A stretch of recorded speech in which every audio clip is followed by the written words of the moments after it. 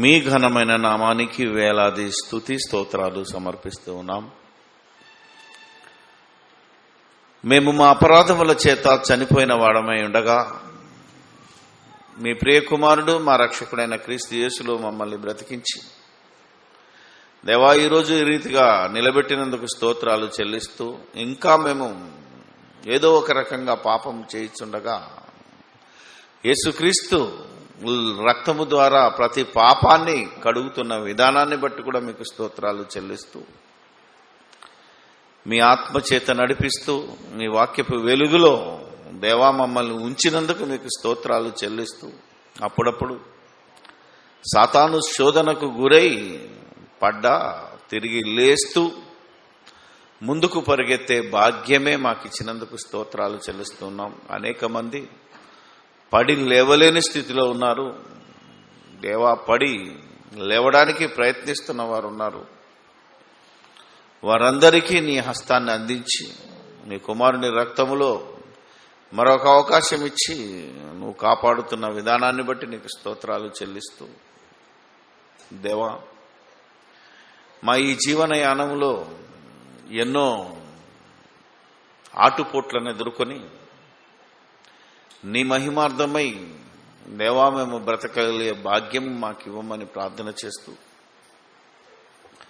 పాపం విషయంలో దేవా ఎంతటి ఘోరమైన తప్పిదాలు చేస్తున్నామో, సాతాను ఎన్ని రకాలుగా మమ్మల్ని ముప్పు తిప్పలు పెడుతున్నాడో ఈ విషయాన్ని మేము ఆలోచించుకొని జాగ్రత్త పడినట్లు, దినదినము ముందుకు వెళ్ళగలుగునట్లు మీ కృప చూపుమని ప్రార్థన చేస్తూ, మా ఎడల అపరాధము చేసిన వారందరినీ మేము క్షమించే గుణము కలిగి ఉండగలుగునట్లు, ఆ లెవెల్కు మేము ఎదగలుగునట్లు నీ కృప చూపుమని ప్రార్థన చేస్తూ, అవతలి వ్యక్తులు ఏ రకమైన ఆలోచనతో వచ్చినా మా ఆలోచన మానకుండా మీ ఆలోచన ప్రకారంగా దేవా ఈ లోకాశలకు లోక జ్ఞానానికి అతీతంగా మేము ప్రవర్తించగలుగునట్లు నీ కృప చూపుమని సమస్తము మీకే స్తుతి స్తోత్రాలు చెల్లిస్తూ, మా ప్రభువైన యేసుక్రీస్తు పేరట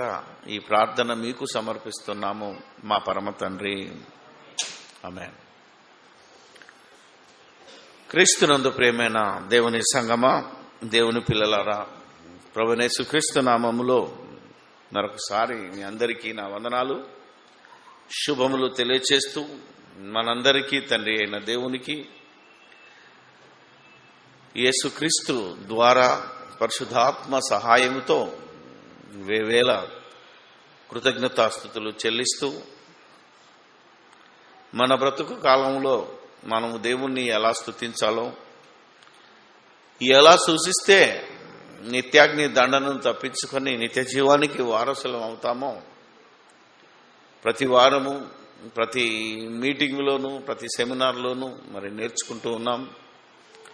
నేర్చుకున్న దాన్ని రూఢి అని తెలుసుకొని దాంట్లో నిలకడగా ఉండాలని దేవుడు మనకు బోధిస్తున్న మాటలను బట్టి ఒక్కొక్క అంశాన్ని ముందుకు తీసుకెళ్తున్నాం. ఈరోజు ఆ వాక్యాన్ని జ్ఞాపకం చేసుకుంటూ, ప్రమాదం అంచున ప్రపంచ క్రైస్తవుడు ఏ రీతిగా ఉన్నాడో, ఆ ప్రమాదం అంచున ఉన్న క్రైస్తవుని ఏ రీతిగా నిత్య జీవానికి వారసుడు చేయాలో దేవుడు దైవజనులైన మనకు, దేవుని పిల్లలమైన మనకు ఎలాంటి ఆధిక్యతనిచ్చాడో, ఆ ఆధిక్యతను ఎలా మనం నిలబెట్టుకోవాలో, ఎలా దైవత్వము కలిగి మనము జీవించాలో,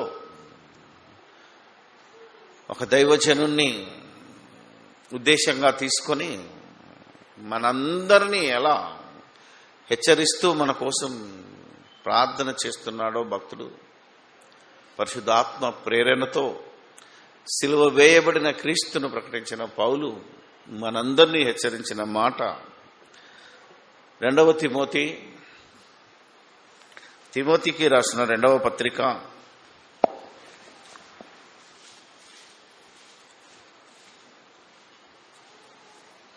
3వ అధ్యాయము 14వ వచనం. క్రీస్తు యేసునందుంచవలసిన క్రీస్తు యేసునందు ఉంచవలసిన విశ్వాసము ద్వారా రక్షణార్థమైన జ్ఞానము. ఏ జ్ఞానం ఇది? రక్షణార్థమైనది. యేసుక్రీస్తునందు కలిగే రక్షణం. ఆ రక్షణ మనం ఎలా స్వీకరించాలి, ఆ రక్షణ భాగ్యాన్ని మనం ఎలా పొందుకోవాలి, దాంట్లో ఎలా నిలకడగా ఉండాలో ఆ జ్ఞానం గురించి, ఏదో ఆస్తుల సంపాదన, ఆస్తుల పరిరక్షణ, వీటన్నిటి గురించి కాదు, మన ఆత్మ యొక్క రక్షణార్థమై ఏదైతే ఉందో ఆ విషయాన్ని మాట్లాడుతున్నాడు. నీకు కలిగించుటకు శక్తిగల పరిశుద్ధ లేఖనములను. చూసారా, దేంట్లో ఉందట శక్తి? లేఖనములలో ఉంది. నీ క్రియలలో గాని నీ భక్తిలో గాని కాదు, నిన్ను మార్చగలిగే లేఖనాలలో ఈ శక్తి ఉన్నది. ఆ శక్తిని మనము గ్రహిస్తే మనకు మార్పు అనేది ఈజీగా వస్తుంది. కానీ లేఖనాలను ఇశ్రాయేళ్లు చదివినట్టు చదువుకుంటూ వెళ్ళిపోవడము, అలాంటి వాతావరణంలో బ్రతికితే వాళ్ళెవరూ రక్షణ పొందలేదు. అది కూడా మన పరిస్థితి కూడా అలా కాకుండా ఉండాలని దేవుడు మనకు హెచ్చరిస్తున్న విధానాన్ని బట్టి మీకు బోధిస్తూ ఉన్నాడు భక్తుడు. బాల్యము నుండి నువ్వు వెరుగుదువు గనుక నీవు నేర్చుకొని రూఢి అని తెలుసుకొని ఎవరి వలన నేర్చుకుంటివో ఆ సంగతి తెలుసుకొని వాటి యందు నిలకడగా ఉండాలి. ఇప్పుడు చూసారా ఎంత మాట అంటున్నాడు అంటే, చిన్నప్పటి నుంచి నువ్వు ఏదైతే నేర్చుకున్నావో ఆ నేర్చుకున్నవి రూఢి అని తెలుసుకోవాలి. That is most important. చాలా మంది నేర్చుకుంటున్నారు. హిందువులు భగవద్గీత నేర్చుకోవచ్చు, అది ఎంతవరకు రూఢి అని వాళ్ళు తెలుసుకోలేకపోతున్నారు.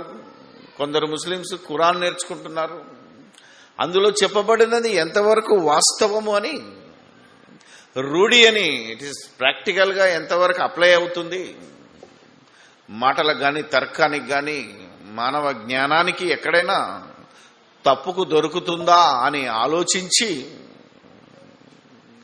దాన్ని పరీక్షించి తెలుసుకోమంటున్నాడు. అలాగే నువ్వు బైబిల్ చదువుతున్నావు, బైబిల్ చదివినంత మాత్రాన భక్తుడవు కావు. బైబిల్ అందరూ చదువుతారు, హేతువాదులు చదువుతారు, నాస్తికులు చదువుతారు, హిందువులు చదువుతారు, ముస్లింలు చదువుతారు, మీరు చదువుతున్నారు, క్రైస్తవులు. ఇలా గొప్పతనం ఏమున్నది?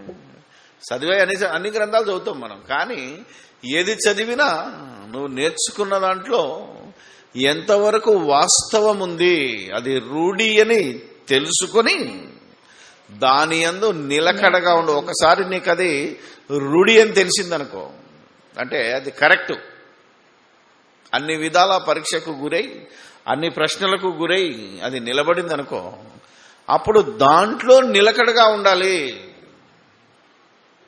ఈరోజు మరి ఎంతో మంది ఎన్నో చర్చిలు మారుతున్నారు, ఎన్నో సంఘాలు మారుతున్నారు. అక్కడ ఉండడు, ఇక్కడ ఉండడు, ఇక్కడ ఉండడు, ఇక్కడ ఉండడు. ఒకసారి రూఢి అని తెలుసుకున్న తర్వాత దీంట్లో నుంచి బయటికి వెళ్తే ఎప్పుడు వెళ్ళాలి?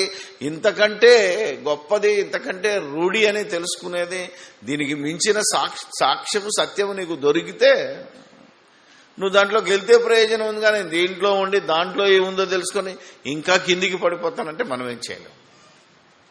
కాబట్టి చిన్నప్పటి నుంచి విన్నదానిని ఒకదానిని మళ్ళీ పరీక్ష పెడతావు. ఎందుకంటే నేను దినాన మరి గత సంవత్సరం నుంచి, దాదాపు 2 సంవత్సరాల నుంచి విలేజ్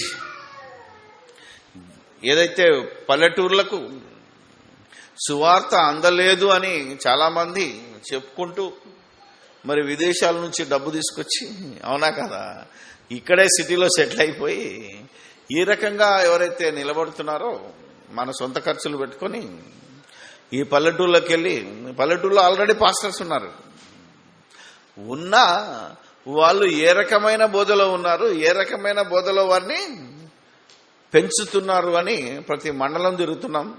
నిన్నటి దినాన మరొక మండలంలో ఉన్న పాస్టర్స్ అసోసియేషన్కి వెళ్ళి ఒక ప్రశ్న ఇచ్చాను. దాదాపు 20 మందికి పైన ఉన్నారు పాస్టర్లు. తర్వాత సంఘస్థులు అందరూ కలిసి ఒక 50 మంది వరకు వచ్చారు. ఇంకా పైనే ఉన్నారు, మొత్తం 100 మంది అనుకుంటాను పిలువబడ్డ వాళ్ళు. అందరినో ప్రశ్న అడిగాను. మనుషులందరూ పుట్టుకతో పాపులా పరిశుద్ధులా అని అడిగాను. జన్మ పాపము మనిషికి ఉంది అని నమ్ముతున్న వాళ్ళు ఎంతమంది ఉన్నారంటే ఆల్మోస్ట్ వాళ్ళు అందరూ పాస్టర్లు చేతులు ఎత్తారు. చూసారా, వాళ్ళు నేర్చుకున్నది ఏంటిది? నేను అన్నాను అప్పుడు, ఈ వాక్యం చూపించి మీరు నేర్చుకున్నది ఇదే, కానీ నేర్చుకున్న దానిని రూఢి అని తెలుసుకున్నారా? పెద్ద పెద్ద పాస్టర్లు చెప్పారు కదా, పెద్ద పెద్ద బోధకులు చెప్పారు, ఇంటర్నేషనల్ లెవెల్లో ఉన్న వాళ్ళు చెప్పారు. ఇంకా మాకు అవసరం ఉంది, వాళ్ళు చెప్పింది రైట్, వాళ్ళు ఏమన్నా తప్పు చేస్తారా? ఇది వాళ్ళ ఆలోచన. నేను అంతా అయిన తర్వాత ఆ పాస్టర్ లేచి మరొక మాట చెప్పాడు. అది నేను టైంను బట్టి మిస్ అయ్యాను, ఎందుకంటే చాలా లేట్ అయింది. ఇప్పుడు ఈ పాస్టర్ చెప్పింది కూడా మీరు రూఢి అని 100% రైట్. నేను చెప్పింది ఎంతవరకు ఉందో అది కూడా మీరు రూఢి అని తెలుసుకొని దీని యందు నిలకడగా ఉండండి. ఇక మళ్ళోసారి దీంట్లో నుంచి బయటికి వెళ్ళి ఎవడో వచ్చేదో చెప్తే ఎస్ అని మీరు మళ్ళా అనకుండా ఉండాలి. అంటే అతి ప్రాముఖ్యమైన అంశం. ఈరోజు హేతువాదులు కానీ, క్రైస్తవ పెద్ద పెద్ద బోధకులు అనబడిన వారు కానీ, ముస్లిం సోదరులు కానీ, ఇంకా హైందవ సోదరులు కానీ కొందరు, ఎందుకంటే ఈ మధ్య నేను బుక్స్లో చదువుతున్నాను. ఒక ఆయన రాశాడు మొన్ననే పేపర్లో, ఆంధ్రజ్యోతిలో వచ్చింది. ఆయన హిందూ ఏమంటుంది కాలేజీ పెట్టి వేదాలు నేర్పిస్తున్న ఆయన ఒక మాట రాశాడు. ఏమనంటే, ఈ వివాహము వ్యవస్థ అనేది దేవుడు ఇద్దరిని పుట్టించేటప్పుడే ఏమంటే చైతన్యంలోనంట, భగవద్గీతలో రాసిందంట, స్త్రీ పురుష కలయికతోనే మొదటి మానవుడు పుట్టాడు. ఆ లక్షణాలు ఉన్నాయి, అందుకే విడదీసి మళ్ళీ వాళ్ళని కలిపాడిది ఒక పవిత్రమైన యజ్ఞం. ఈ యజ్ఞం చేసి పునరుత్పత్తి అంటే సృష్టి కార్యాన్ని జరిగించడం అనేది ఇది నిజంగా పవిత్రమైన కార్యక్రమం అని ఒక భగవద్గీత రాసిన భక్తుడు, అంటే దాన్ని వ్యాఖ్యానించిన భక్తుడు చెప్పాడు. అంటే మనం ఆలోచించాం, అరే ఇతను చాలా దగ్గరికి వచ్చాడే అనుకున్నాను నేను. కానీ అట్ ద సేమ్ టైము మన హిందూ సోదరులు నమ్మేదేంటిది? గత జన్మలో చేసిన పాపం ఈ జన్మలో వెంటాడుతుంది అనేది, జన్మలున్నాయని, జన్మ జన్మల బంధం ఉందని, 7 జన్మలు ఉన్నాయని ఇది ఇంకా కొందరు నమ్ముతున్నారు. అనేక మంది అవే నమ్ముతున్నారు. అసలు ఒకవేళ ఈ నమ్మకం అనేది రైట్ అయితే అసలు గత జన్మ ఏమని ఎవడు చెప్పాడు, ఈ జన్మ ఏమని ఎవడు అడిగాడు, మరో జన్మ కావాలని ఎవడని అడిగాడా అని కనుక ప్రశ్న వేసుకుంటే ఇందులో వాస్తవం ఎంత ఉంది? ఇది తెలియని అమాయకులు చూశారు కదా, ఆత్మహత్య చేసుకున్నాడు, చిట్టి రాస్తుంటాడు, అమ్మా తప్పు చేస్తున్నాను, మళ్ళీ జన్మ అంటూ ఉంటే నీ కడుపులో పుడతాను, మళ్ళీ ఎదవ పని చేస్తాను, జలసలేదా మీకు, మళ్ళీ చేస్తాను, మళ్ళీ ఈ పాపాన్ని అంటగట్టుకుని మరో జన్మెత్తాను. ఎవడు చెప్పాడు వీడికి? ఆలోచించాలి మనం. ఎందుకు అలా మారిపోయారు వాళ్ళు? వాళ్ళలో ఉన్న వారు ఏ తర్కానికి నిలబడుతున్నారు? అందుకే జన్మ ఒక్కటేనా? బైబిల్లో అడిగితే జన్మ ఒక్కటే. మనిషి ఒకేసారి పుడతాడు, ఒకేసారి చావాలి, దట్స్ ఆల్. అంటే బాప్తిసంలో చనిపోయి తిరిగి లేవటం అనేది ఇట్ ఈస్ మధ్యలో జరిగే పాప క్షమాపణ కార్యక్రమమే తప్ప స్ట్రిక్ట్లీ స్పీకింగ్ శారీరకంగా ఒకసారి పుడతావు, ఒకేసారి చావాలి. ఈ విషయం బైబిల్లో ఉన్నాక ఒకవేళ గత జన్మలో ఇచ్చి ఆ పాపము సరి చేసుకునే అవకాశం ఇవ్వకుండానే చంపేసి మళ్ళీ దాన్ని కంటిన్యూ చేస్తే అసలు దేవుడు దేవుడేనా? అసలు ఆ దేవుణ్ణి నమ్మొచ్చా? ఆలోచించాలి. ఇకపోతే మనోళ్ళు కూడా క్రైస్తవులమైన మనం కూడా అప్పుడప్పుడు ఏదైనా తప్పు జరిగిందనుకోండి, నేను ఏ పాపం చేసుకున్నాను, నాకు ఇలా జరిగింది అని ఒక వేదాంత ధోరణిలోకి వెళ్ళిపోవడం క్రైస్తవుల్లో కూడా చూస్తున్నాం. ఇప్పుడు మనం ప్రశ్నించుకుంటే రూఢి అని తెలుసుకున్నదైతే ఎలా ఉంటుంది? ఈ క్రైస్తవ ప్రపంచంలో 95% క్రైస్తవులు కానీ, బైబిల్ కాలేజీలు కానీ, ఇన్స్టిట్యూషన్లు కానీ, చర్చిలు కానీ మనిషి జన్మతో పాపి. జన్మ కర్మ పాపి అంటున్నాడు మళ్ళీ ఒకసారి. అంటే జన్మతో పాపి, ఇక జన్మతో పాపి అయినాక మళ్ళీ కర్మ పాపం ఎందుకు? ఖచ్చితంగా ఈ పాపం కంటిన్యూ అవుతూనే ఉంటుంది. మళ్ళీ కర్మ పాపం ఏంటి అంటే, పుట్టుకతో పాపం చేస్తున్నావు, అది చాలక నేను ఆల్రెడీ పుట్టుకతో పాపిని, నా గుణం ఎక్కడ పోద్ది? ఖచ్చితంగా చేస్తాను. దాని కర్మ పాపాన్ని మళ్ళీ లెక్క పెట్టడం ఏంటి? పాపాన్ని గురించి దేవుడేం మాట్లాడాడు, వీళ్ళేం మాట్లాడుతున్నారు. అందుకే ఇప్పుడు గల్తీ పత్రికలు చూసారా, క్రీస్తు సువార్తను చెరపగోరి మిమ్మును కలవరపరచువారు కొందరు ఉన్నారు. అది మరి ఒక సువార్త కాదు గాని క్రీస్తు సువార్తను చెరుపగోరే భిన్నమైన సువార్త. క్రీస్తు బోధించిన సువార్త కాక, క్రీస్తు బోధించిన బోధ కాక, ఆ క్రీస్తు పేరు మీదనే క్రీస్తు సువార్త చెప్పినట్టే భిన్నమైన సువార్తను బోధిస్తూ మనల్ని కలవరపరచువారు కొందరు ఉన్నారు అని ఎప్పుడు చెప్పాడు? ఇది ప్రారంభ శతాబ్దంలో చెప్పబడిన మాట. మరి ఇప్పటికీ 2000 సంవత్సరాలు అయిందే. ఈ 2000 సంవత్సరాల్లో ఈ కొందరు ఎంతమంది అయి ఉంటారు? అందుకే 95% అని అనగలిగాము ఈరోజు. ఆలోచించి రూఢి అని తెలుసుకున్న వాళ్ళు మాత్రమే దీంట్లోంచి బయటపడ్డట్టుగా మనం చూడగలం. ఇంతకీ ఈ సువార్తను చెరుపగోరేవారు కొందరు ఉన్నారు. వాళ్ళు ఎవరంటే మన వాళ్ళే, బయటోడు కాదు. ఇక్కడ హేతువాదులు కాదు, నాస్తికులు కాదు, లేకపోతే హిందువులు కాదు, ముస్లింలు కాదు. అనవసరంగా చాలా మంది ఇదిగో వీళ్ళు చెడగొడుతున్నారు, వీళ్ళు చెడగొడుతున్నారు అని ఎవడైతే అంటున్నాడో అసలు వాడే చెడగొట్టేవాడు. ఒకరి మీద నిందేయటం. మనల్ని మనం తెలుసుకోవాలి. నువ్వు ఎందులో ఉన్నా, ఏ విశ్వాసంలో ఉంటే దాన్ని చెక్ చేసుకోవాలనే జ్ఞానము పాపం వాళ్ళకు దొరకట్లేదు, హిందువులకు దొరకట్లేదు, ముస్లింలకు దొరకట్లేదు చాలా మందికి. కానీ బైబిల్లో ఉన్న ఈ బోధ క్రైస్తవులు కూడా దొరకకుండా ఇలా మాయ చేస్తున్నారు. ఏంటంటే, నువ్వేది విన్నావో అది చెక్ చేసుకో, నీ విశ్వాసం సరి అయిందో కాదో నిన్ను నువ్వు పరీక్ష చేసుకునే బోధ ఈ సంఘాలలో ఈ సైతాను భిన్నమైన సువార్త బోధించే బోధకులు చేయటం లేదు. మేము చెప్పిందే రైట్, ఎనుకో ఇది 100% దేవుడే నాతో మాట్లాడి నేను నీతో మాట్లాడుతున్నానండి అంతే. ఇంకా వీడు చదువుకొని, వీడు పరీక్ష చేసుకొని, వీడి విశ్వాసాన్ని చెక్ చేసుకునే అవకాశమే, ఆలోచనే ఏ క్రైస్తవుడికి ఇవ్వకుండా ఈ బోధ జరుగుతుంది ఈరోజు. ఇలా చెప్పి పరీక్షించుకొని నువ్వు రూఢి అని తెలుసుకొని చేసుకుని నీ విశ్వాసాన్ని పరీక్షించుకోరా బాబు, నిజమైన విశ్వాసం ఇది అని మనం చెప్తే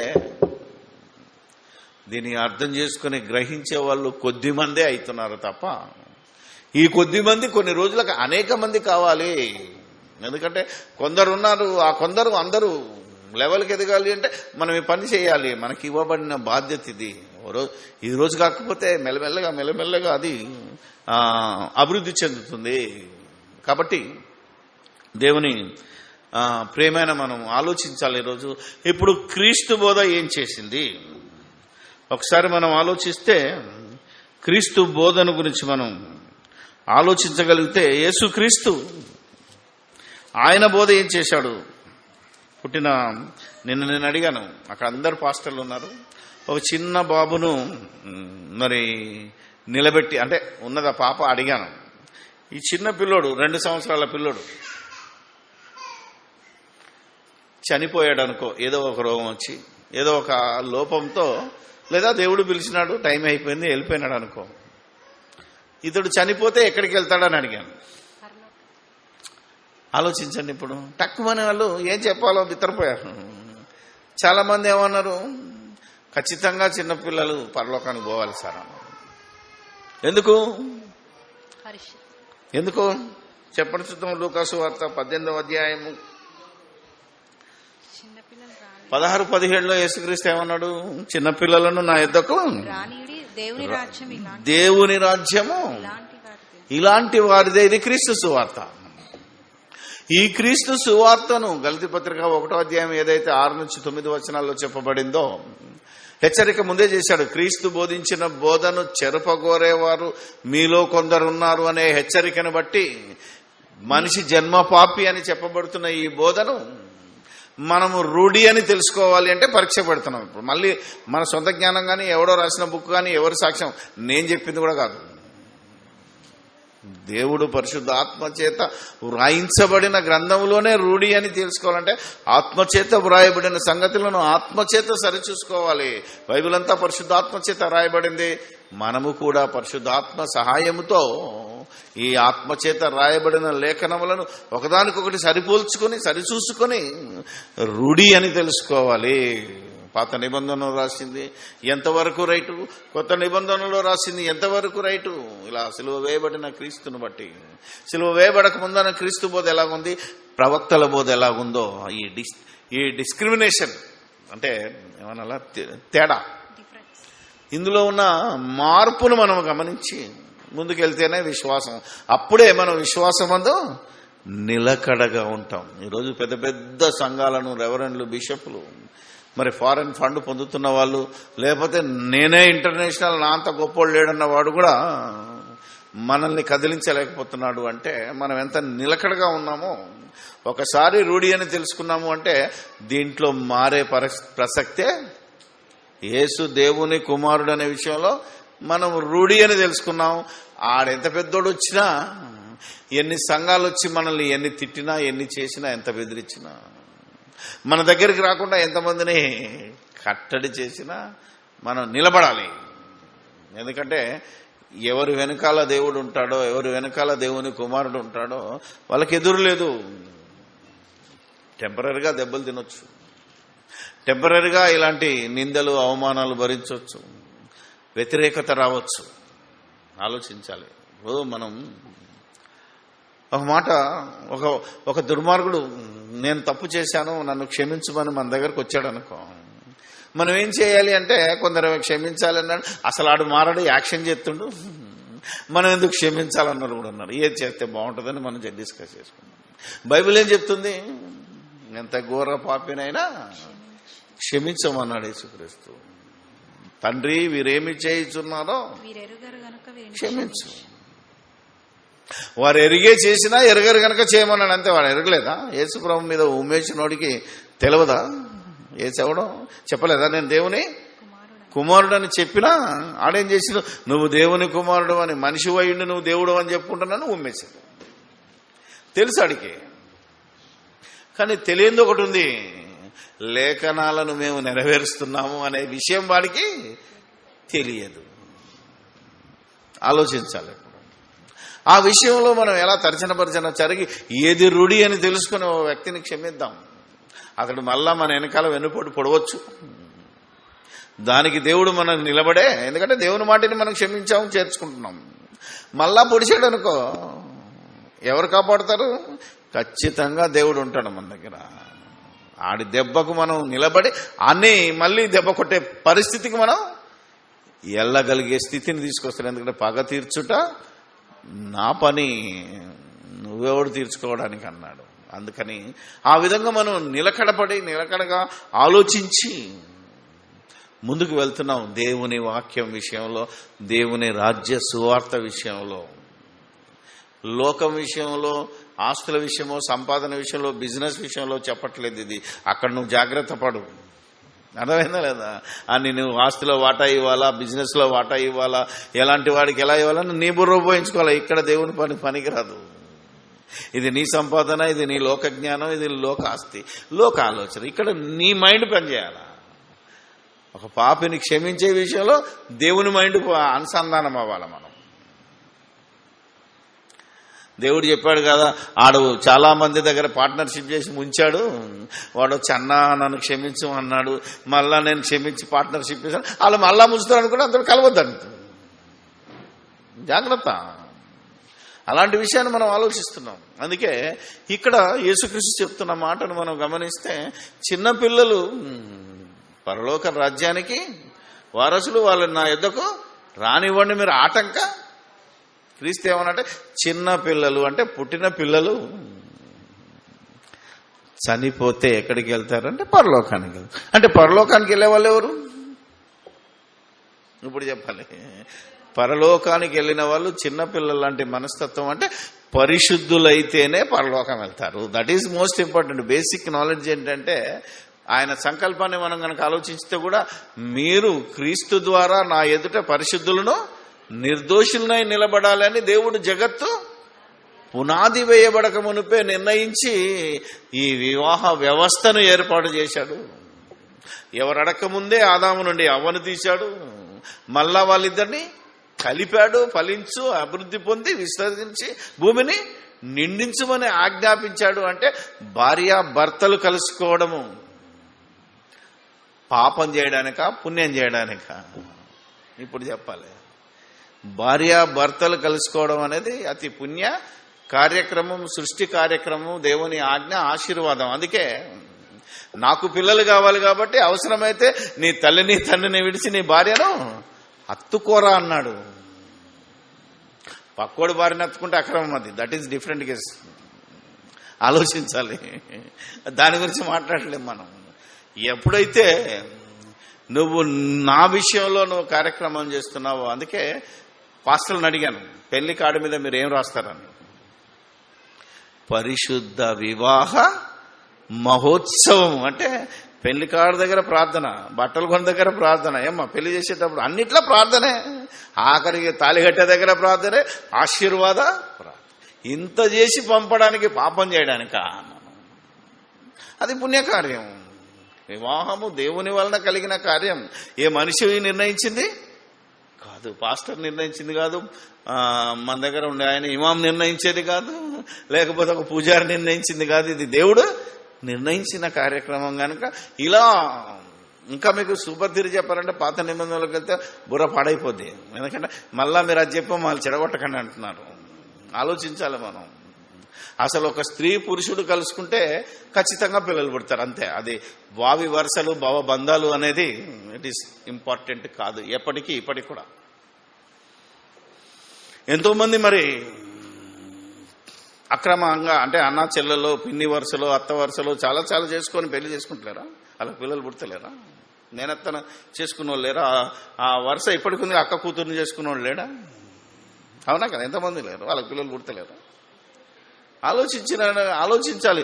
అసలు మన రిలేషన్షిప్ తీసుకుంటే అబ్రహాం ఏమన్నాడయ్యా, నా సహోదరు అన్నాడు. నీ భార్య నీకెక్కడో తీగలాగితే మనమంతా సహోదరులమే, సహోదరి మనులమే. అందుకే ఇప్పటికీ ముస్లిమ్స్ ఆ రిలేషన్ ఎందుకు కొనసాగిస్తున్నారంటే పాత నిబంధనలో అబ్రహాం చేశాడు ఆ పని. ఆలోచించాలి మీరు. అన్న అంటే ఏమంటారు మీకు తెలుసు కదా, అన్న తమ్ముల పిల్లల్ని చేసుకుంటారు వాళ్ళు. అది వాళ్ళకు ఉంది అక్కడ, ఎందుకంటే అది ఓల్డ్ టెస్టిమెంట్. న్యూ టెస్టిమెంట్లో అది లేదు. ఆలోచించాలి మనం. బంధానికి, రిలేషన్షిప్కి కొన్ని రూల్స్ పెట్టాడు, ఎవరెవరిని చేసుకోవాలి, ఎవరెవరిని చేసుకోవాలి. ఆ తర్వాత అన్ని రూల్స్ ఇచ్చాడు.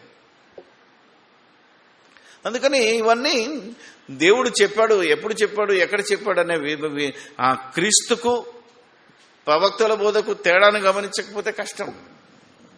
అందుకనే ఈరోజు మనం ప్రశ్నిస్తే పరిశుద్ధ వివాహం అన్నాడు. మరి పరిశుద్ధ వివాహంలో పెళ్లి చేసుకొని పాపం ఇస్తాడా అనేది ఒక ప్రశ్న వేశాను. గర్భఫలము దేవుడిచ్చు బహుమానమా లేకపోతే పాపమా? పాపమైన దాన్ని పరిశుద్ధుడు అనే దేవుడు నుంచి వచ్చే బహుమానము పాపమా అని అడిగాను. కాదు.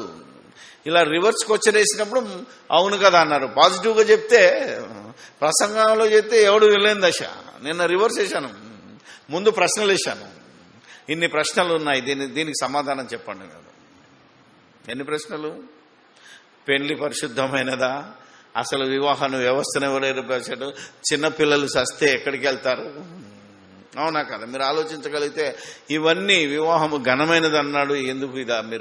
మీరు ఈ జన్మ పాపం ఎక్కడి నుంచి వచ్చింది ఆలోచించండి.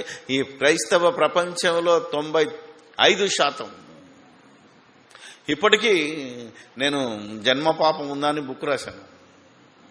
మొన్న మంచిర్యాల, ఆదిలాబాద్ డిస్ట్రిక్ట్ మంచిర్యాలలో ఒకడు, ఆ ఏరియాలో పెద్ద సువార్థికుడట, ఒక ప్రసంగంలో నా బుక్ చూపించి మీటింగ్లలో ఇది జాన్ తప్పు చేశాడు, అనవసరంగా జన్మ పాపం లేదని మనల్ని రెచ్చగొట్టి మళ్ళా పాపం చేయమంటున్నాడు అనేదో మాట్లాడితే అక్కడున్న మన కాలేజీ స్టూడెంట్ ఎదుర్కొని ఆడి నిలబెట్టి ఆడి నోరు మోయించాడు.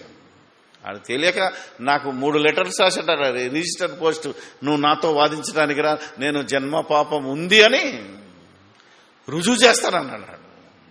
పిచ్చోడా, ఇలాంటి ఏమాత్రం బైబిల్లో జ్ఞానం లేనోడు నేనెందుకు, అక్కడ ఉన్నాడు అన్నాడట, మా జానాన్ని ఎందుకు, నేనే నా దగ్గరికి రా అన్నాడు. అంతే, అలా మీరు తయారవ్వాలి. ముందు మమ్మల్నితో వాదించి గెలువు, ఆ తర్వాత మాస్టర్ దగ్గరికి వెళ్ళాడు. అంతే, అక్కడ రోజు మీటింగ్ పెట్టాడు, వాడు మాట్లాడకుండా వెళ్ళిపోయాడు. ఇంతకీ ఆడేవాడంటే హైదరాబాద్లో ఒకడు ఉన్నాడు, ఆడి శిష్యుడు ఆయన. చెప్పాలి మరి, ఎందుకంటే ఆయన ఇప్పటికీ సవాల్ విసురుతున్నాడు, రంజిత్ ఓఫీర్ అని. జన్మ పాపం ఉన్నది అని ఆయన ఖచ్చితంగా నాకు దేవుడు చెవిలో చెప్పాడు, అగాపే అని మాట్లాడాడని బోధించే అతను. మరి చెప్పక తప్పదు, ఎందుకంటే ఎక్కడెక్కడ మన మీద వ్యతిరేకత ప్రచారం జరుగుతుందో వాళ్ళందరూ ఆయన శిష్యులు. ఆయన బోధ విని ఇది గుడ్డిగా నమ్ముతున్న వాళ్ళు, వీళ్ళందరికీ ఇదే ప్రశ్న.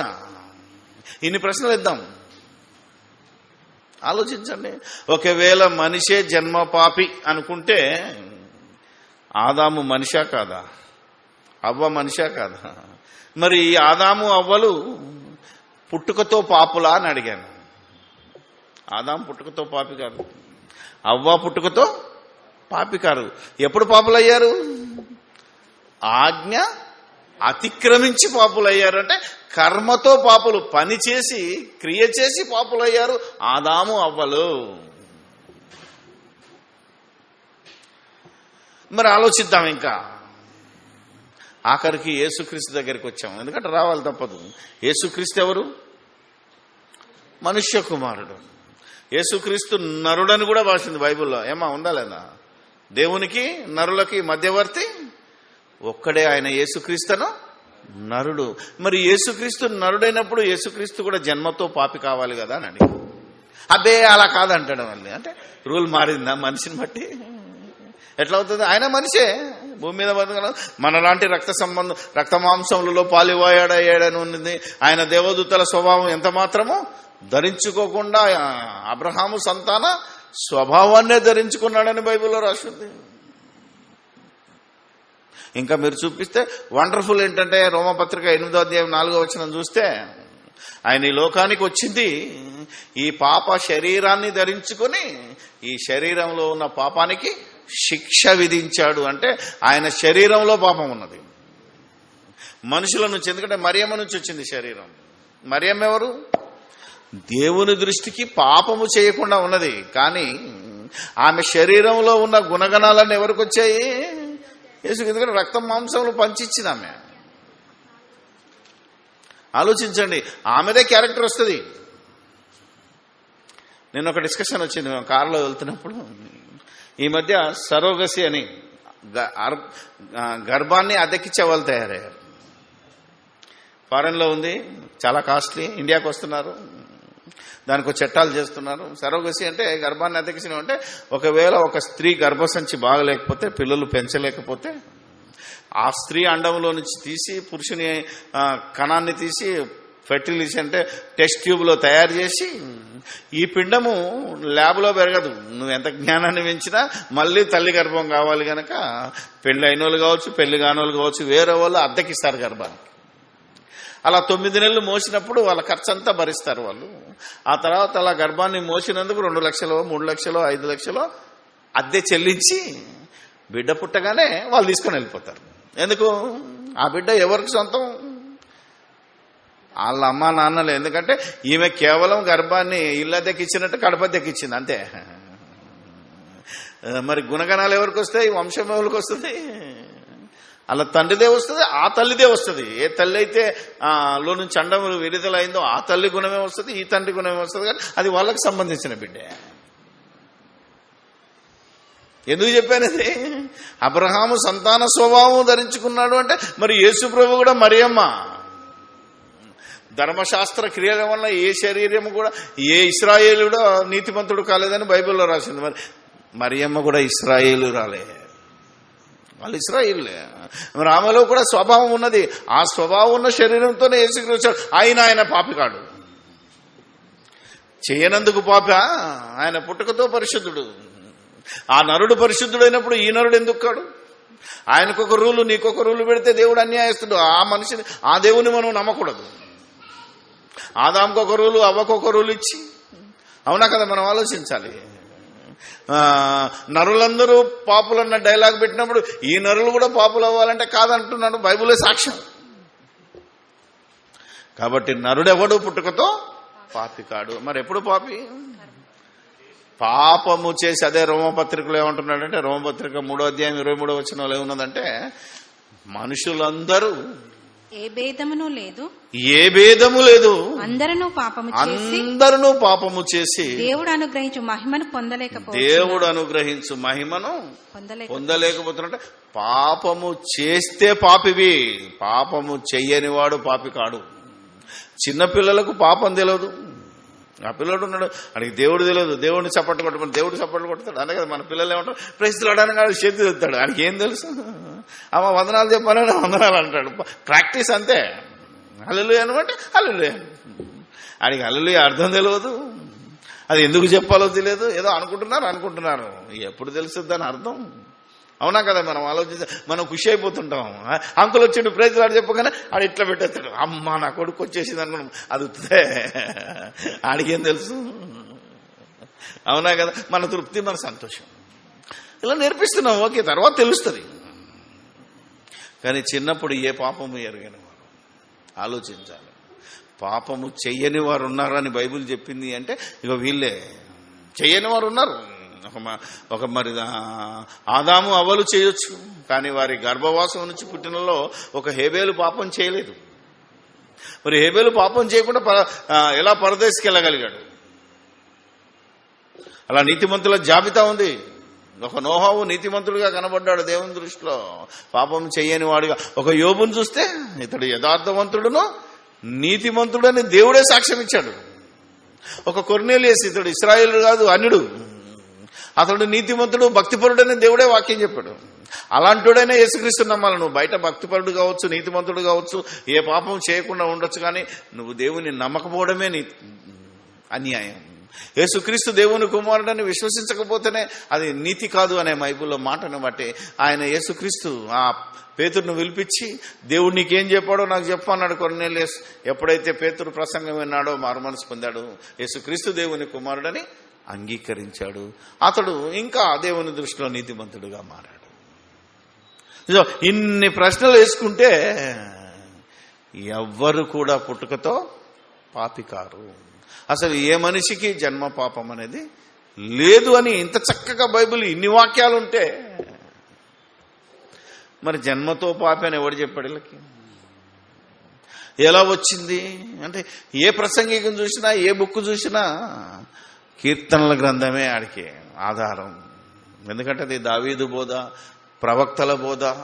ఆ దావీదు ఏ సందర్భంలో ఈ కీర్తన రాశాడో, దాన్ని ఎలా దేవుని దగ్గర క్షమాపణ అడుగుతున్నాడో, అలా దేవుని దగ్గర సంజాయిషి ఇచ్చుకుంటున్నాడో, ఆ సందర్భంలో చెప్పబడిన మాటను తీసుకొచ్చి క్రీస్తు బోధను చెరపగోరి, క్రీస్తు చిన్నపిల్లలు దేవుని రాజ్యానికి వారసులు, ఇలాంటి వారిదే పరలోక రాజ్యం అని ఎంత చక్కగా చెప్పినా, ఆ ప్రవక్తల బోధలోని దావీదు బోధను తీసుకొచ్చి ఈరోజు మనుషుల మీద రుద్ది, అక్కడ అలా రాయబడలేదు. అయినా దీన్ని ఎలాంటి వక్ర భాష్యం చెప్పి ఈరోజు ప్రపంచాన్ని, క్రైస్తవ ప్రపంచాన్ని మాయ చేసి అనేకులను విశ్వాసంలో నుంచి తొలగిపోయి భ్రష్టులయ్యే పరిస్థితి తీసుకొచ్చారు. ఇదే మరణకరమైన పాపము. ఈ మరణకరమైన పాపం చాలా మంది చేస్తున్నారు. దేవుని మాట వినరు. దేవుడు చెప్పింది నేనెందుకు వినాలా? చాలా మందిలో ఇది భయంకరమైన రోగం ప్రారంభమైంది ఈరోజు. బైబిల్ ఏమన్నా చెప్పని నేను చెప్పినట్టు నడుచుకుంటా, నా ఇష్టం, నా అనుభవం అంటాడు ఒకడు. అందుకే కీర్తనల గ్రంథం 51, కీర్తనల గ్రంథం నేను పాపంలో పుట్టినవాడను, 5వ అది వచనం 51:5. నేను పాపంలో పుట్టినవాడను. చూడండి అమ్మా, 51లో ఆ కీర్తనాకారుడు ఏ పరిస్థితుల్లో కీర్తన రాశాడో, కీర్తన చెప్పాడో, పాత నిబంధనలో ఆ యొక్క ఏమంటారు దినవృత్తాంతములు, రాజుల గ్రంథంలో ఏ తప్పు చేశాడో ఆ తప్పు చేసిన సందర్భాన్ని కూడా పైన రాసుకొచ్చాడు. 51 ఏం రాశాడో పైన చదువు ఏముంటది? దావీదు బెత్షెబా యొద్దకు వెళ్ళిన తర్వాత నాతాను ప్రవక్త అతని యొద్దకు వచ్చినప్పుడు అతడు రచించిన కీర్తన.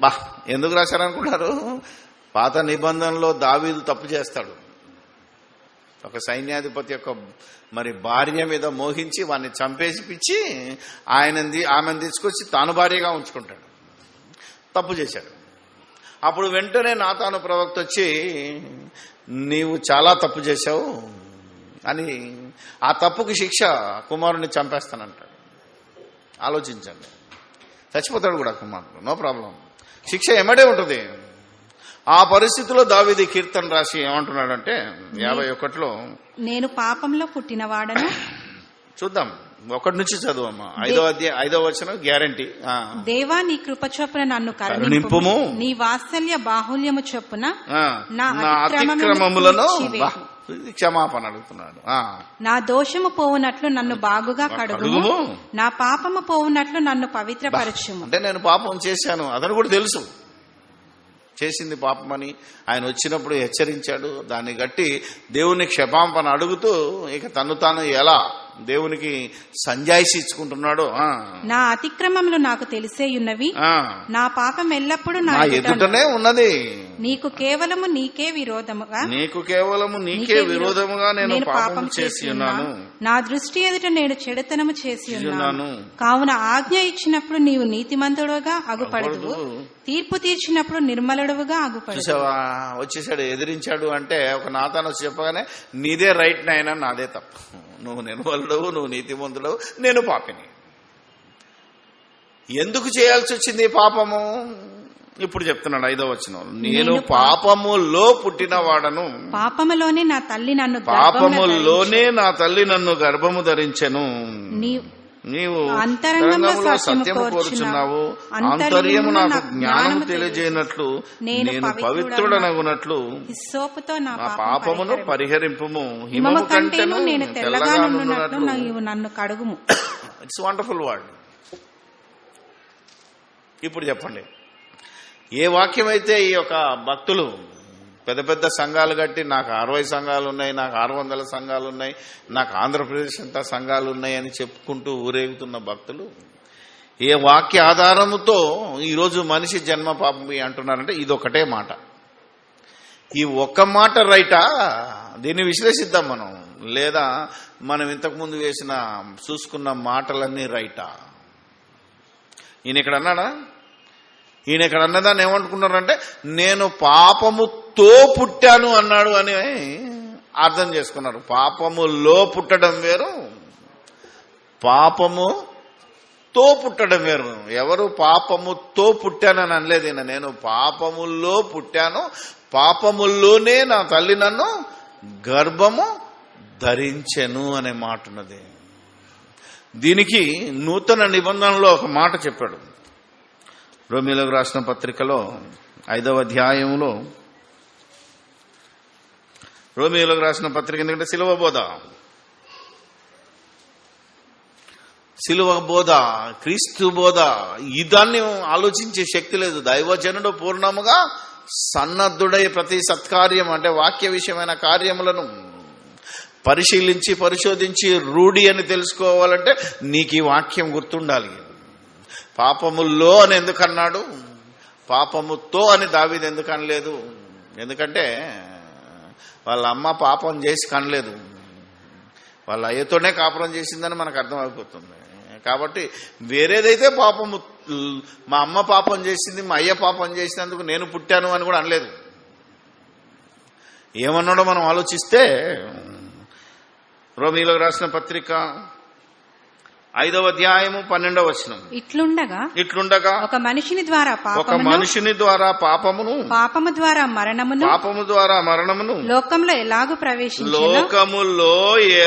ప్రవేశించెనో లోకములో ఎలాగు ప్రవేశించనో అలాగుననే మనుషులందరూ పాపము చేసినందున మరణము అందరికీ పాపము చేసినందున లోకములో పాపమున్నది.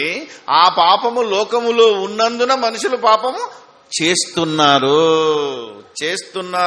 పాపముతో పుడతలేరు, పాపము చేస్తున్నారు. పరిశుద్ధులుగా పుట్టి పాపము చేస్తున్నారు. ఎందుకంటే లోకములో ఉన్నదంటే సహవాస దోషము, పరిస్థితుల ప్రభావము, తప్పని స్థితి. ఎందుకంటే ఈ మహానుభావుడు యుద్ధానికి పోకుండా కోట మీద తిరుగుతున్నాడు. అవతల ఆమె మరి స్నానం చేస్తుంది కాబట్టి కనపడ్డది. ఏదైతే చూశాడో ఆయనలో కోరిక కలిగింది.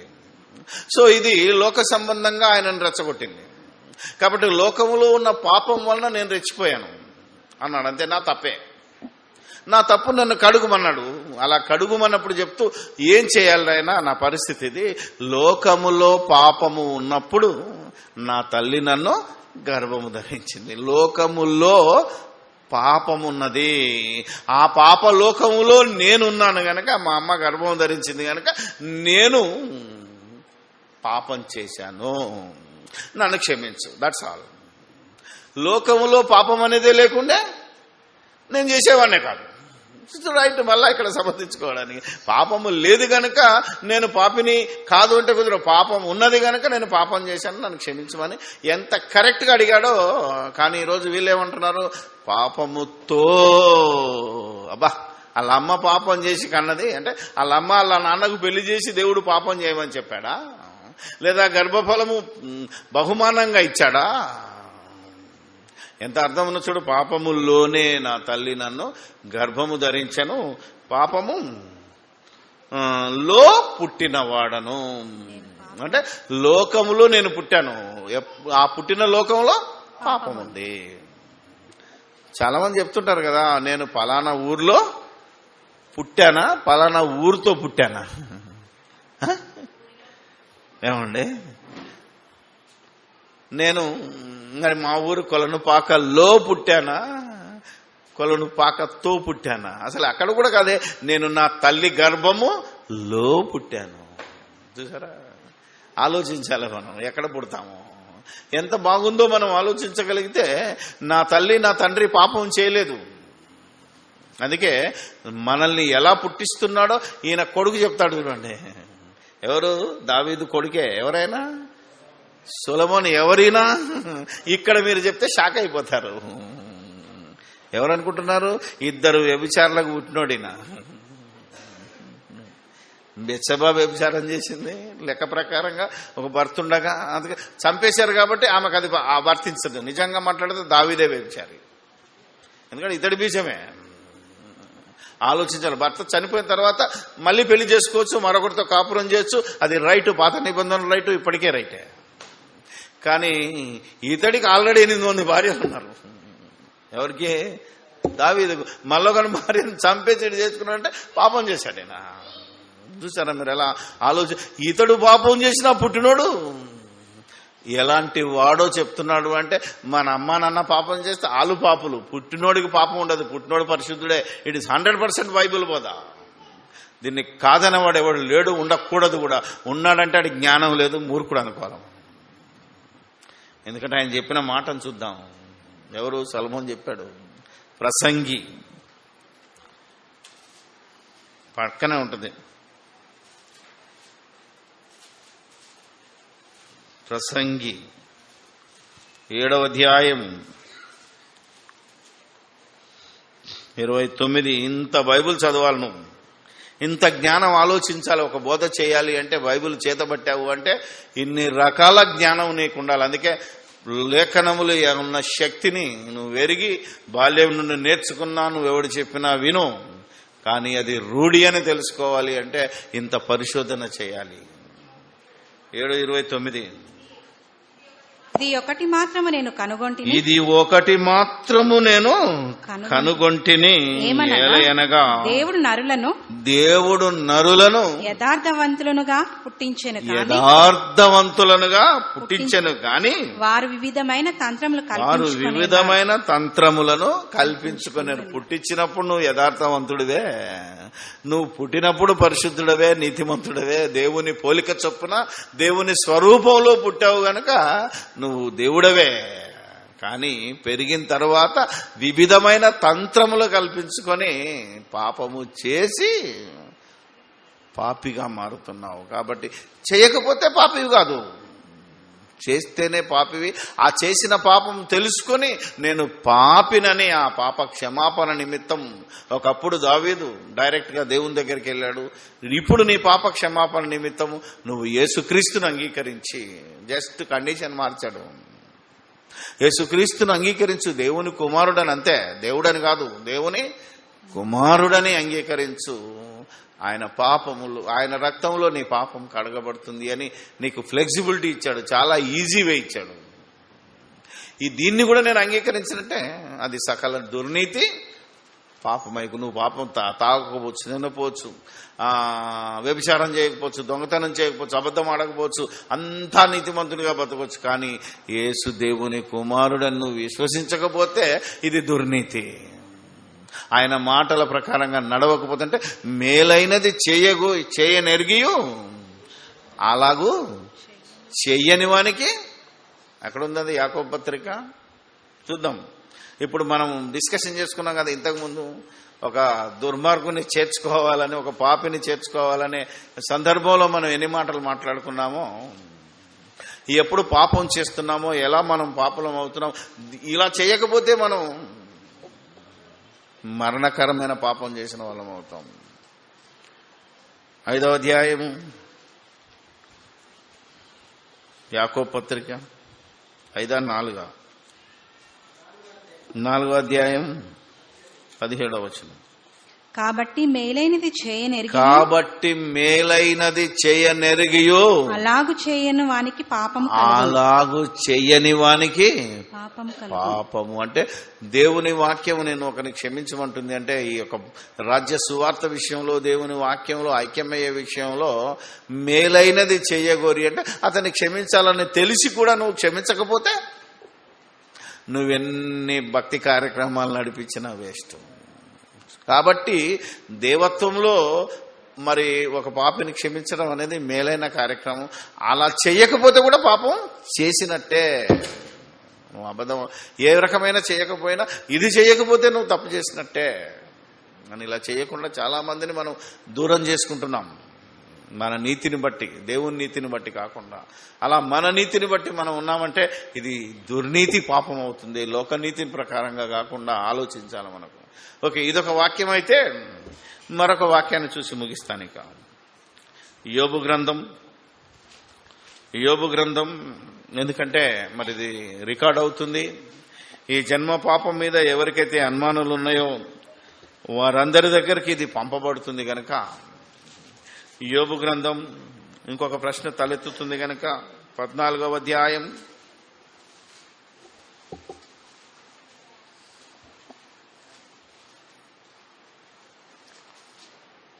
4వ వచనం. పాపసహితునిలో నుండి పాపరహితుడు పుట్టగలిగిన ఎంత మేలు, పాపరహితుడు పుట్టగలిగిన ఎడల ఎంత మేలు, అలాగున ఎవడునూ పుట్టనేరడు అని యోబు రాసేశాడు. ఇది కూడా క్రీస్తు బోధ కాదు, ఇది ఎవరి బోధ? ప్రవక్తల బోధ. ప్రవక్తల బోధ కూడా ఎంతవరకు వాస్తవమో మనం పరిశీలించాలి. దేన్ని బట్టి? క్రీస్తు బోధను బట్టి, దేవుని జ్ఞానాన్ని బట్టి మనం ఈరోజు పరిశీలించాలి. అందుకని ఇదెంతవరకు రైటు? పాప సహితునిలో నుండి పాప రహితుడు పుడితే చాలా మేలు, కానీ అలాగూ ఎవడు పుట్టనేరడు అన్నాడు. అనగానే మనం మన పుట్టుక ఏమనుకుంటున్నామంటే శరీరంలో పాపం ఉన్నది, రైటే. ఎందుకంటే కొన్ని గుణాలు మనకు వస్తున్నాయి. మన తాత గుణాలు మనకు వచ్చేస్తే రోగాలు ఎలా వస్తాయో ఏమండి, కొందరికి విపరీతమైన కోపం ఉంటుంది, అది వాళ్ళది కాబట్టి జీనియాలజీ లోపం అంటాం. అవునా కదా, మనం ఆలోచించాలి. ఒకరేమో పిరికితనం ఉంటుంది, అది జీనియాలజీ లోపమే. ఒకరికి తను తాను సమర్థించుకోవడం ఎక్కువ, ఫోబియా, నేను గొప్ప అని అనుకోవడం, అతిశయం వస్తుంటుంది. ఒకరికి జీనియాలజీ, ఇప్పుడు నీ బాడీలో కొన్ని ఉంటాయి, నీలో ఉద్దీపన కలిగించే కొన్ని ఉంటాయి. అంటే మనం ఏదైతే వ్యభిచార గుణం ఉందనుకోండి, దాంట్లో నీకు ఎక్కువ కోరికలు కలగాలంటే నీలో బాడీలో ఒకటి ఉంటుంది, టెస్టోస్టెరాన్ అని ఏమంటారు దాన్ని, ఏమంటారు, కొన్ని గుణాలు వస్తాయి కదా, అది ఎక్కువగా ఎవరికైతే ఉత్పత్తి అవుతుందో, ఈస్ట్రోజన్ అనే లేడీస్కు జెంట్స్కు వస్తుంది, అది ఎక్కువ ఉత్పత్తి అయితే ఈ కోరికలు ఎక్కువ పుడతాయి, అంతే. ఇది జీనియాలజీ, మన క్రోమోజోమ్లో ఉంటుంది. అది దాన్ని కంట్రోల్ చేయడమే మన డ్యూటీ. అలాగా ఇవి శరీరం నుంచి వచ్చినాయి. నీ తాతకి ఏదైనా క్యాన్సర్ ఉందనుకోండి, నీకు వస్తుంది. అది నువ్వు చేసుకున్న తప్పు కాదు. నువ్వు తాగకపోవచ్చు, తినకపోవచ్చు, నువ్వు సిగరెట్ తాగకపోవచ్చు, ఏం చేయకపోవచ్చు, నీకు క్యాన్సర్ వచ్చేస్తుంది. That is different. అది కంటిన్యూ అవుతుంది. పాప సహితుడు అంటే ఎవరనుకుంటున్నారు? నీ పైనున్న బాడీ, ఇది పాపం. అందుకే యేసుక్రీస్తు శరీరం కూడా పాప శరీరాకారం. ఎందుకంటే దాన్ని మరియమ్మ ఇచ్చింది కనుక. ఆ క్యారెక్టర్, మరియమ్మ ఎలా దేవునికి తగ్గించుకునే గోపురాము, దేవుని దృష్టిలో ఎలా పరిశుద్ధురాలు కనబడదంటే ఆమె క్యారెక్టర్స్ అన్నీ అలాంటివి. ఆ పాపాన్ని, తన శరీరాన్ని కంట్రోల్ చేసుకుంది కనుక ఆ బుద్ధులే యేసుప్రభు కూడా వచ్చి తగ్గించుకున్నాడు. చూసారా? ఆలోచించాలంటే ఆ వంశాన్ని ఎన్నుకున్నాడు దేవుడు. మరియమ్మని ఎన్నుకున్నాడు, ఇంకెవరిని ఎన్నుకోవచ్చు కదంటే ఈ క్యారెక్టర్స్ ఏవైతే గుణాలు ఉన్నాయో, ఏ జీన్స్ అయితే ఉన్నాయో అవన్నీ యేసుప్రభు బాడీ మీద ప్రయోగించకుండా అలాంటి బాడీ ఎవరిలో ఉందో ఆ బాడీని ఎన్నుకున్నాడు. అందుకే మరియమ్మని ఎన్నుకున్నాడు దేవుడు. ధర్మశాస్త్ర క్రియలను బట్టి కాదు, ఆలోచించాలి మనం. అందుకే ఆయన శరీరము పాప శరీర ఆకారంతో వచ్చిన ఆ శరీరంలో కోరికలు ఒకవేళ కలిగిన దాన్ని అనగదొక్కి పాపాన్ని జయించాడు యేసుక్రీస్తు. అందుకే ఆయనకు మన మీద అధికారం ఇచ్చాడు. ఇప్పుడు మనదిది. ఎందుకు చెప్తున్నానంటే కొరింథీ పత్రిక 2 కొరింథీ 4వ అధ్యాయం. ఇప్పుడు పాప సహితుడెవడు, పాప రహితుడెవడు? కొరింథీలకు రాసిన 2వ పత్రిక 4వ అధ్యాయము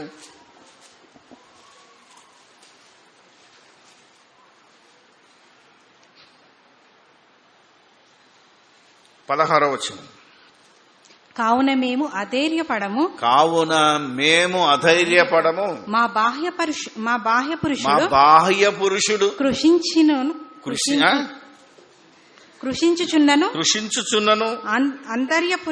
అంతర్య పురుషుడు దినదినము నూతనపరచబడుతున్నాడు. అంటే మనిషిలో ఇద్దరున్నారు, ఒకడు పాప సహితుడు, ఒకడు పాప రహితుడు. పాప రహితుడు ఆత్మ, పాప సహితుడు బాడీ, 2 రూపాలు ఉన్నాయి. ఇప్పుడు పాపరహితుడి నుంచి పాపరహితుడు వస్తాడు, పాప సహితుడి నుంచి పాప సహితుడే వస్తాడు. అలాగెవడు పుట్టనేరుడు. అది యోబు మాట్లాడినమాట. ఆయన నీతిమంతుడు ఎలా కాగలిగాడు? ఇప్పుడు చూడండి, ఇది పాత నిబంధనలో యోబు చెప్పింది కూడా తప్పు కాదు, రైటే. దేన్ని బట్టి చూస్తే, నూతన నిబంధనలో క్రీస్తు బోధన బట్టి చూస్తే ఇందులో ఉన్నవాడు ఈ క్యారెక్టర్ వచ్చేస్తూనే ఉంటాయి. ఇందులో నుంచి ఎవడు మంచి ఉంటాడు, నా గుణం నా కొడుకు వచ్చేస్తుంది, మా అయ్య గుణం నాకు వచ్చింది. ఉదాహరణ చెప్తున్నాను, జీనియాలజీ. ఇది కొన్ని గుణాలు ఉంటాయి. కానీ నా ఆత్మ దేవుడు పెట్టిన దీపం, నరుని ఆత్మ యెహోవా పెట్టిన దీపం అని రాసిందంటే ఈ ఆత్మ దేవుని స్వరూపం. కాబట్టి ఈ ఆత్మ ఎలా తండ్రుల్లోంచి తాతల్లోంచి ఎలా విడిపోతుందో ఈ ఆత్మ పరిశుద్ధమైనది. అందుకే పుట్టిన ప్రతి పిల్లోడు పరిశుద్ధమైన. ఇంతకీ యేసుప్రభు బోధలో ఉంటుంది, ఆత్మయే జీవింపజేయుచున్నది, శరీరము కేవలం నిష్ప్రయోజనం. కాబట్టి ఆత్మ పవిత్రమైనది, ఆత్మ పరిశుద్ధమైనది. అందుకే పుట్టుకతో ప్రతి ఆత్మ, ప్రతి దేవుని స్వరూపమైన ఆత్మ పరిశుద్ధమైనదే. అందుకే పుట్టిన ప్రతివాడు పరిశుద్ధుడే, పాపి కాడు.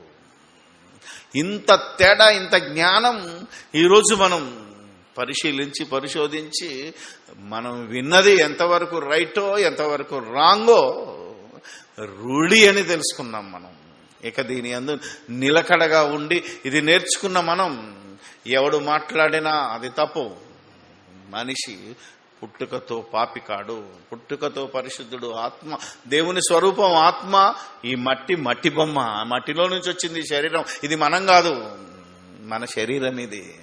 నా యందు అనగా నా శరీరం అందు ఏది మంచిది, ఇందులో ఏది మంచి ఉండదు, దీంట్లో నుంచి వచ్చింది కూడా మంచిది ఉండదు. అందుకే పాప సహితుడిలో నుండి పాప రహితుడు రాడు, పాప రహితుల్లో నుంచి పాప సహితుడు రాడు. పాప రహితుల నుంచి పాప రహితుడు వస్తుంటాడు, పాప సహితుల్లో నుంచి పాప సహితమైన శరీరం వస్తుంది. కనుక ఈ శరీరాన్ని నలగొట్టడమే, ఆత్మచేత శరీర క్రియలను నశింపజేయడమే దేవుడు నీకిచ్చిన పరీక్ష, నీకిచ్చిన జీవనయానంలో నువ్వు చేయవలసిన పని. దీన్ని మనం జయించుకుంటూ రావాలి. అప్పుడే నువ్వు దేవుని కుడిపార్శ్వన లేదా యేసు కుడిపార్శ్వన కూర్చుంటావు. ఈ ఆత్మకు లోబడకపోతే, శరీర న్యాయానికి లోబడ్డావనుకో, ఇది మరణకరమైన పాపం. ఆత్మ న్యాయానికి లోబడి శరీరాన్ని నలగొట్టుకుంటూ, శరీరం ఏదైతే వద్దు అన్నదో అది తప్పు, నువ్వు దేవుని పని చేయకూడదు అన్నావనుకోండి, ఖచ్చితంగా ఈ శరీరాన్ని చంపాలి. అది నీకిచ్చిన పరీక్ష, నువ్వు వచ్చిందే అందుకు. అదే నువ్వు ఈ భూమి మీద క్రీస్తు యేసు ద్వారా పరిశుద్ధుడవై నిర్దోషివై దేవుని ముందు నిలబడాలంటే, నువ్వు పరిశుద్ధుడు కాకుండా నువ్వు దోషివయ్యేటట్టు నిన్ను రెచ్చగొడుతున్నదే నీ శరీరం. ఇందులో ఉన్న ఈ జీన్స్, ఈ రక్తము, ఏ రక్తమైతే నువ్వు ఉందో, ఏ గ్రూప్ అయితే ఉందో ఆ గ్రూపు నీకు తరతరాల నుంచి వచ్చింది, ఆ క్యారెక్టర్ నీకు వస్తుంది. దాన్ని మనం దేవుని ఆత్మచేత నలగొట్టుకుంటూ ఈ శరీర క్రియలను చంపుకుంటూ మనం ముందుకెళ్లడమే నీవు పరిశుద్ధుడవు. తిరిగి నీ పరిశుద్ధతను, నీ పవిత్రతను పుట్టినప్పుడు ఎలా పరిశుద్ధుడవో పవిత్రుడవో చివరి వరకు ఆ పరిశుద్ధతను నువ్వు కాపాడుకోవాలి. అప్పుడు శరీరం నీ మీద డామినేట్ చేయలేదు. పుట్టినప్పుడు ఆత్మ శరీరం మీద డామినేట్, అసలు ఆలోచనే ఉండదు. కాబట్టి ఎప్పుడైతే పెరుగుతున్నావో పాపం చేస్తావు, ఆ చేసిన దాన్ని కడుక్కుంటూ వెళ్ళిపోవాలి. అందుకే దావీదు చెప్పిన వాక్యం ఎక్కడా నిలబడదు. అసలు ఆయన నేను పాపంతో పుట్టాను, పాపముతోనే నా తల్లి నన్ను గర్భం ధరించిందనే మాట కూడా ప్రయోగించలేదు. గనక ఈ విధమైన వక్ర భాష్యాలను, క్రీస్తు సువార్తను చెరపగొరే భిన్నమైన సువార్తను మనం ఖండిస్తూ, బుద్ధి చెప్పుతూ, అవసరమైతే తప్పుదిద్దుతూ ముందుకు వెళ్లాలని, దైవావేశం వలన కలిగిన ఈ లేఖనాలను, శక్తిగల ఈ లేఖనాలను అధికారముతో బోధించాలని క్రీస్తు మనకు బోధించాడు. క్రీస్తు మనకు మార్గదర్శిగా నిలిచాడు. ఆ మార్గంలో ప్రయాణించి మన జీవనయానంలో, మన పరుగు పందెంలో గెలిచి దేవుడిచ్చే జీవ కిరీటాన్ని పొందుదాం. ప్రార్థన చేసుకుందాం.